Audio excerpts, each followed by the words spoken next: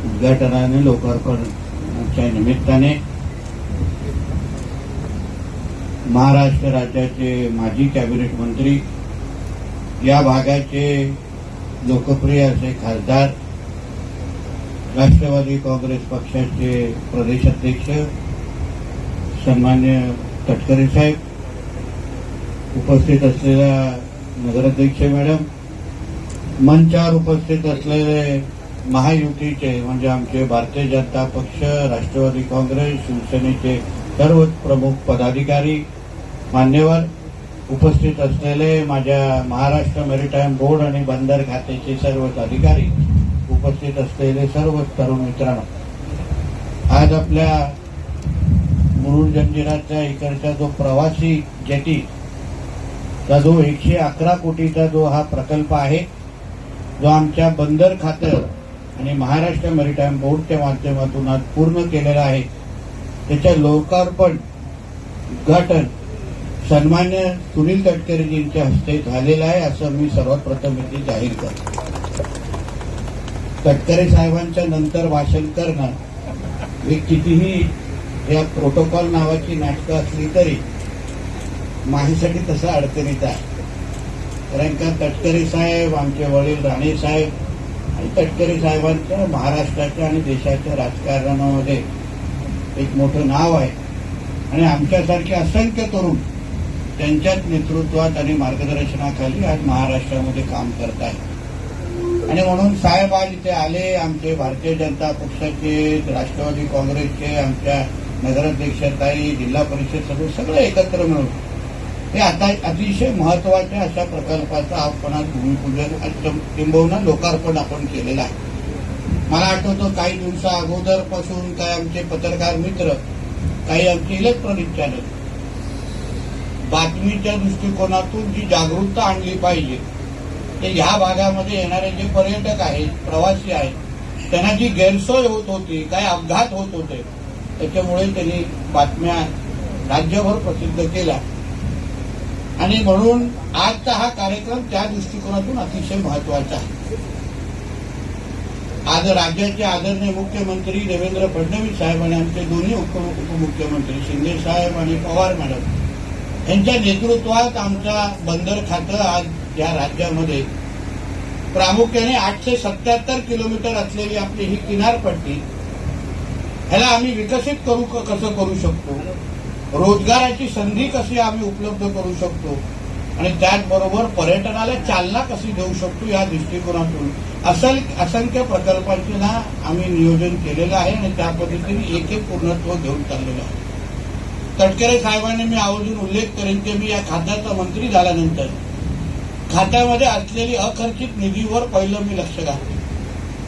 प्रकल्प आपण सगळेजण प्रस्तावित करायचो, पण यात ते प्रकल्प पूर्ण व्हायचे नाही, निधी तिथे पडून असायची आणि दरवर्षी जेव्हा आम्ही सागरमालाच्या निमित्ताने पैसे मागायला जायचो किंवा आमचे अजितदादा पवार साहेब जेव्हा अर्थमंत्री होते, तेव्हा सर्वात पहिलं बोट ठेवलं जायचं की गेल्या वर्षीची निधी तुम्ही खर्च केली नाही, तर या वर्षी तुम्ही का मागायला येता, हा सर्वात पहिला प्रश्न असा आहे.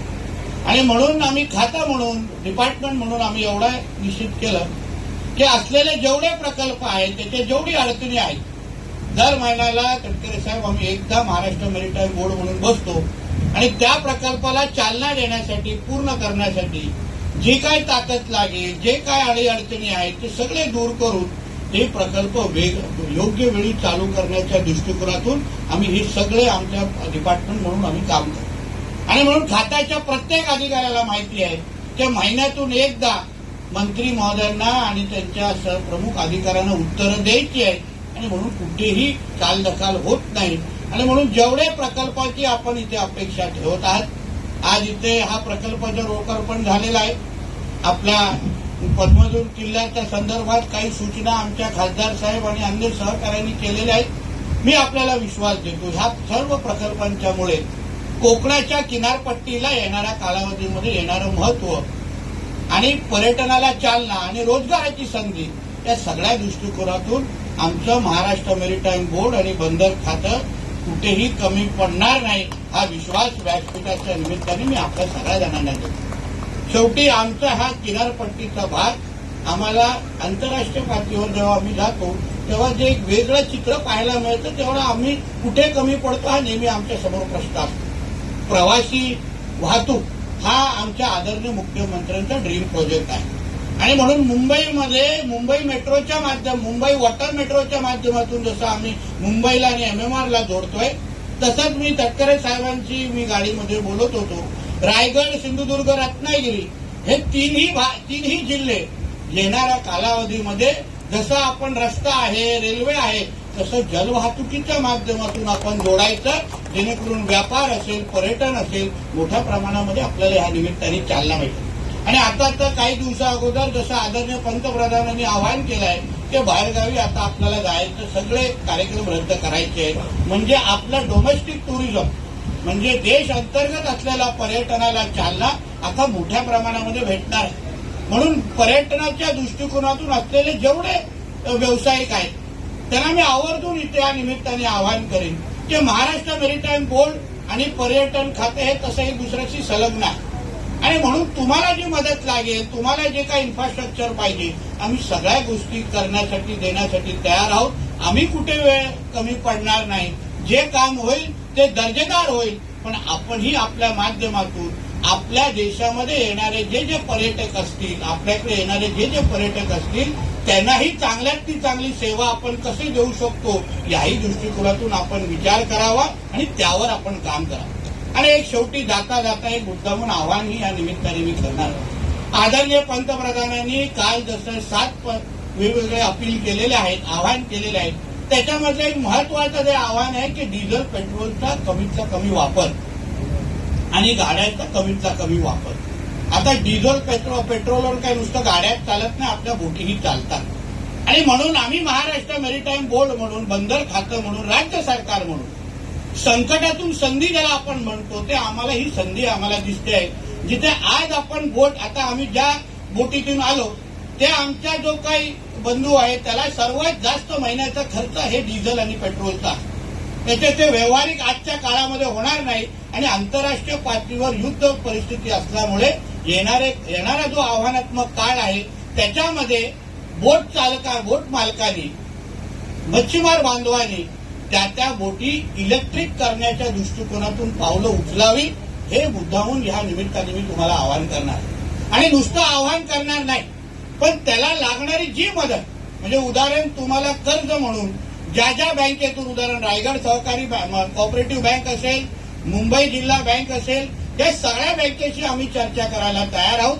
आपण ही तयारी दाखवावी, आपण मानसिकता दाखवावी आणि आमच्याशी आपण संपर्क केले. आम्ही खासदार साहेबांची मदत घेणार, आमदार साहेबांची मदत घेणार, नगराध्यक्ष मॅडमची मदत घेणार आणि जास्तीत जास्त ह्या बोटी आपण येणाऱ्या काळामध्ये इलेक्ट्रिक कशा करू शकतो ह्या दृष्टिकोनात आपण पावलं टाकून आपल्या पंतप्रधानांनी दिलेले विचार, केलेलं आव्हान त्याला अजून बळकट करण्याचं काम आपणही आमच्या माध्यमातून करावं अशी विनंती आणि अपेक्षा या निमित्ताने मी व्यक्त करीन.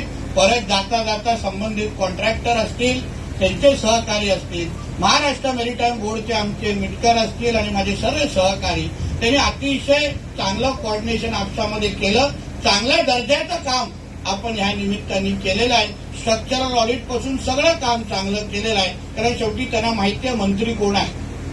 स्ट्रक्चरल ऑडिट हे मीही माझ्या माध्यमातून करतो आणि म्हणून त्यांचं स्ट्रक्चर ऑडिट आणि माझं स्ट्रक्चर ऑडिट आणि त्याच्यामध्ये जर साम्य झालं नाही तर अडचणीचा काळ येऊ शकतो हे त्यांना चांगल्या पद्धतीने माहिती आहे.